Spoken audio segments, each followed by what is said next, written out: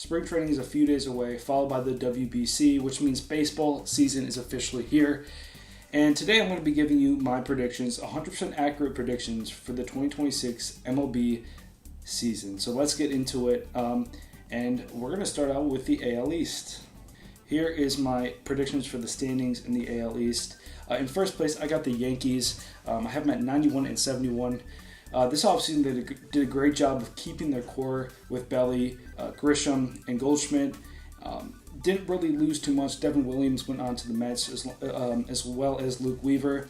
But I don't think that's enough to really knock this team out of contention for the AL East. And I think they're going to come away with the division by a few games over Boston. That's who I got for my second place team, the Red Sox. This offseason, they were pretty active. Obviously, they made that trade with the Brewers that was kind of confusing. As a Brewers fan, you see the chain. They got Caleb Durbin and Andrew Monasterio and gave away Kyle Harrison and David Hamilton in a prospect. They also went and got Sonny Gray and Wilson Contreras, as well as I think this is one of the more underrated signings of the offseason, Ranger Suarez. They brought him in over from Philly. So I think they're going to be a second-place team and probably will sneak into the wildcard spot. In third place, I got the Blue Jays at 86 and 76. This offseason made a few moves. They signed Dylan Cease and then got Okamoto over from Japan on a 4-year, $40 million contract. They lost Bo Bichette, though. That one's going to hurt them for a little bit. And I think they're going to kind of range around the 85, 86 win range. The Orioles had a disappointing 2025. I think they will improve by a little bit in 2026. But again, this is a really good AL East division. I have them at 85 and 77. Obviously, their biggest move of the offseason, signing Pete Alonso to that contract. And then they made a quiet trade with the Diamondbacks. They got Blaze Alexander in that one and then signed Chris Bassett for some starting pitching help. But again, I don't think this team is just good enough yet to compete for the AL East title again, and maybe a few years away. And then in last place, I have the Rays again. I got them at 81 and 81. They got Cedric Mullins, Gavin Lux this offseason, but again, this is a really young team. They're still a few years away from competing for a playoff spot, in my opinion, but I think they're still going to be a fun team to watch. They got some good, fun guys to watch. Junior Caminero and Chandler Simpson is some of them, but I just don't think they're good enough to compete in the AL East. All right, well, now let's go to the AL Central. And in first place, winning the division, I got the Tigers at 88 and 74. Now, first off, the AL Central has been kind of a mid-division over the past 4 or 5 years, honestly. Not too many great teams come out of that division. The Guardians have been dominating that division for the past few years, but this year, with the resurgence of the Tigers, I have them taking the division in 2026. They signed some older vets like Verlander, Kenley Jansen, and Framber Valdez as well to help with their starting pitching staff with their Cy Young pitcher Tariq Skubal. So again, this team is really good. I think they're going to take the division at 88 wins. In second place, though, I do have the Guardians at 85 and 77. They always find a way to compete. I feel like last year, I was looking at their roster in the playoffs. I'm like, who are some of these guys, man? And maybe I'm just a casual. I don't really keep up with Guardians baseball, but they always somehow have a niche to compete, or at least stay above 500. So I think they will do that again in 2026. They didn't really make too many moves this offseason. I think they're just going to get their younger guys are just going to get better, and they'll still be an over 500 team. In third place, I have the Royals, who another really quiet offseason, really just signed a few minor league contracts. Brandon Drury came over, and that's really about it. They did not make the playoffs last year after making the playoffs in 2024. Bobby Witt is an MVP candidate, in my opinion, but the team is just not quite good enough to make the playoffs, in my opinion. So I have them at 83 and 78. And then in fourth place, coming off one of the worst seasons in MLB history 2 years ago, I have the White Sox at 73 and 89. And honestly, they've had one of the better off seasons in the MLB this offseason. They signed Jordan Hicks, Austin Hayes, Murakami over from Japan. They've really been sneaky They traded away Luis Robert for Acuna, the other Acuna. But this team, from what they were a few years ago, the White Sox in 2026 are going to be in a much better place. And, give it a few more years in that division, and dare I say they will be back in a playoff spot. But for right now, this team I have around 73, 74-ish wins. And then fifth place, you guessed it, the Twins. They're just not good.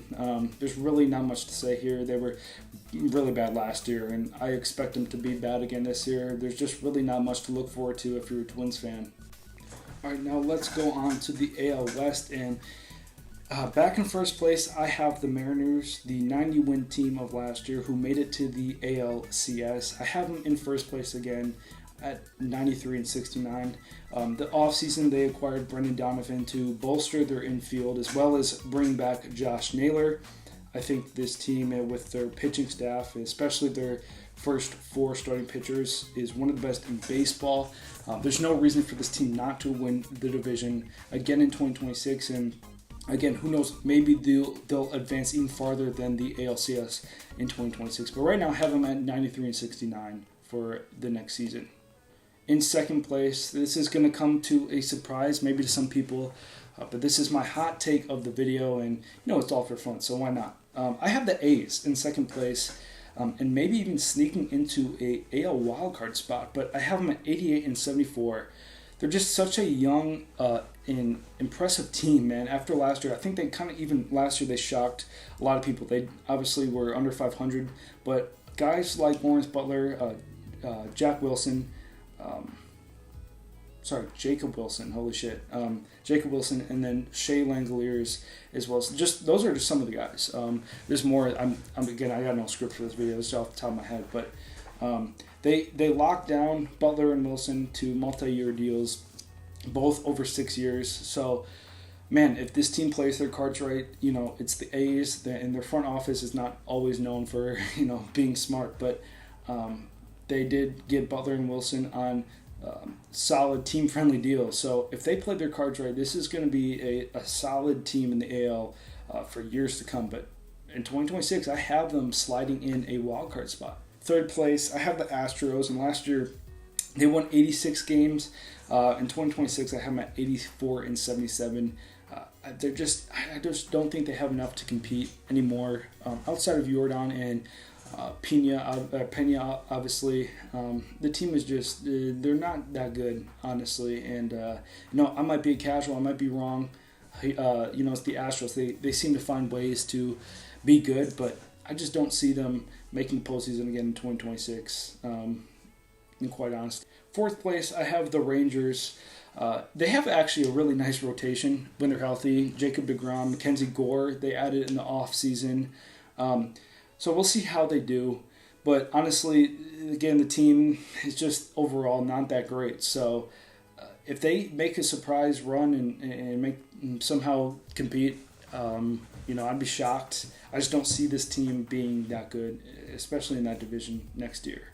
And then fifth place, last place, the Angels. It's the Angels. They've been very unlucky the past decade, honestly, and they're wasting Mike Trout, and it sucks to see, but they did their typical Angels thing. They signed a few veteran guys that are somewhat washed, and they're just not going to compete in 2026. I have them at 71 and 91 to finish off the AL. Now onto the NL East. I have in first place the New York Mets at 95 and 67. This team did so much in this offseason to not be good in 2026.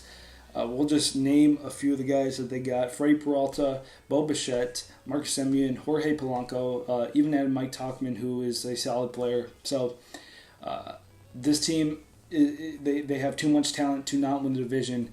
And listen, I don't like the Mets or anything like that. I'm a Brewers fan, so they've hurt me in the past. But I do want to see, with the amount of talent this team has, I want to see them do well in 2026. But I think there's no way they don't do that. I have them winning the division at 95 wins, at least. Although the Mets will Met sometimes, I do have the Phillies in second place, who could give them a run for their money.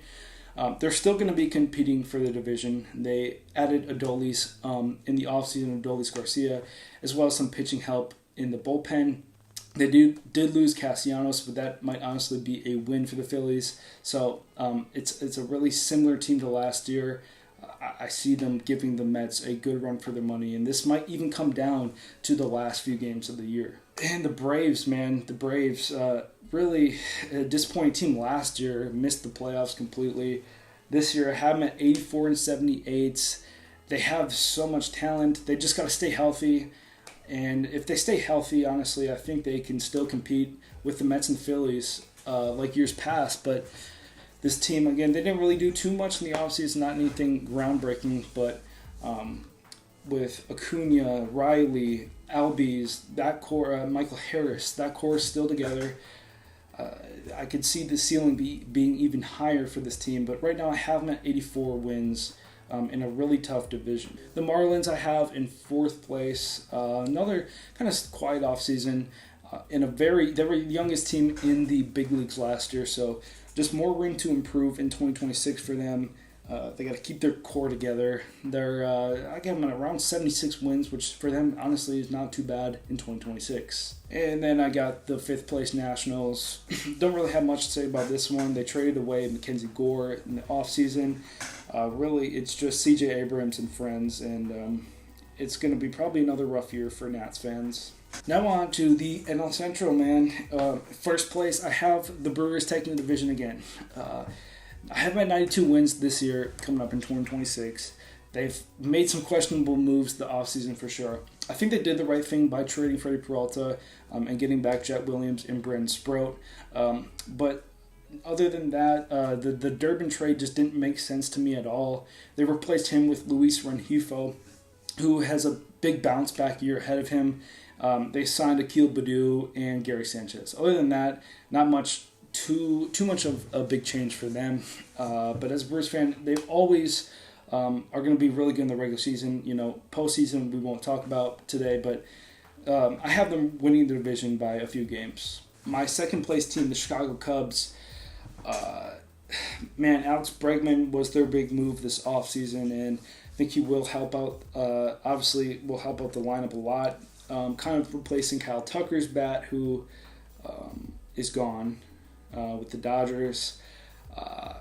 Just a lot of mid-relief pitching signings I'm going through here. And, again, who knows? Maybe they'll surprise again like they did last year, but I have them at 86 wins for 2026. Talk about surprises. How about third place? I got the Pirates at 82 wins. Their first season over 500 since 2019. I have them in 2026. And they had a really busy offseason, man. Marcell Ozuna, Ryan O'Hearn, Brandon Lau. This will absolutely be a 500 team, I think. Again, it's the Pirates, though. That's the thing. They've had good teams in the past and just completely disappointed. But, they have a really solid mixture of young and veteran talent this year. I think they will be over 500, and they will be in third place in 2026. The Reds, who snuck into a wildcard spot last year, I have at 78 and 83. A year or two, maybe they'll be competing for the division again. This offseason, they signed Eugenio Suarez back, J.J. Bleday, and Nathaniel Lowe, or Lau. But, I don't know. Just still kind of a mid-team. Maybe they'll surprise and win a few more than 78 games. But I have them at 78 and 83 in 2026. And then the Cardinals in fifth place. Really not much to say here. Just complete ass. Nothing else, honestly. Fuck the Los Angeles Dodgers. Fuck them. I hate them. I have them winning the NL West. They're probably going to three-peat, man, and there's going to be no baseball until 2047. But, hey, man, they got the money. They spent it this offseason. They brought in Edwin Diaz and Kyle Tucker. They're the top dogs, man. There's nothing else to say. They're going to probably win the division. I have them at 103 wins in 2026. But in second place, though, the Giants, who Made a sneaky, nice little offseason. Luis Arias and Harrison Bader. They already have a really nice infield with Willie Adames, Rafael Devers, Matt Chapman. They just got to put the pieces together, and they'll compete for a wild card spot. And they're going to be a really tough team to play in the wild card spot, or going forward in the playoffs. But right now I have them at 90-72. Third place, the San Diego Padres. I have at 88-74. And cue the Celtics Shaq, man, because they had quite the offseason, man. They brought in Castellanos, Tristan McKenzie, who has not been in baseball for a few years, Miguel Andujar, who was nice last year with the Reds, Herman Marquez, and Walker Buehler. So, if that was 2019 offseason 2018, that would be one of the best. But man, 2026, most of these guys are washed or always injured. So we'll see how the Padres do in 2026. Diamondbacks, I have in fourth place at 81-81. They did pretty much nothing the offseason to improve. They brought in Carlos Santana and brought back Merrill Kelly on a 2-year deal. But other than that, man, really nothing for the Diamondbacks. And then we'll go to fifth place in the division. I have the Rockies at 56-106, which is a 16-game improvement from last year, believe it or not. But they're just not good. They're ass, and they got a long way to go till they are competing again. As well, Chris Bryant, to make matters worse, is going to be out. For 60 days. He's in agonizing back pain, so his career might be over, which is unfortunate to see. But yeah, Rockies are my fifth place team, and that's going to conclude my standings for 2026. Let's get into awards. If you're still watching at this point, shout out to you. You are a real one. But we got AL MVP. These are just predictions, man. If I was a betting man, I'm not. In 2026, I have Bobby Witt winning AL MVP, dethroning Aaron Judge. It's a very hot take, but I like to spice things up. So I got Bobby Witt as my AL MVP. My AL Cy Young, I have Garrett Crochet, who's going to be one of the best pitchers in baseball next year for Boston, obviously next year. But man, he, in my opinion, is a Cy Young candidate. I think voters might get a little bit of voters fatigue from Tariq Skubal, no matter how good of a year he has. I think Garrett Crochet is going to win the Cy Young.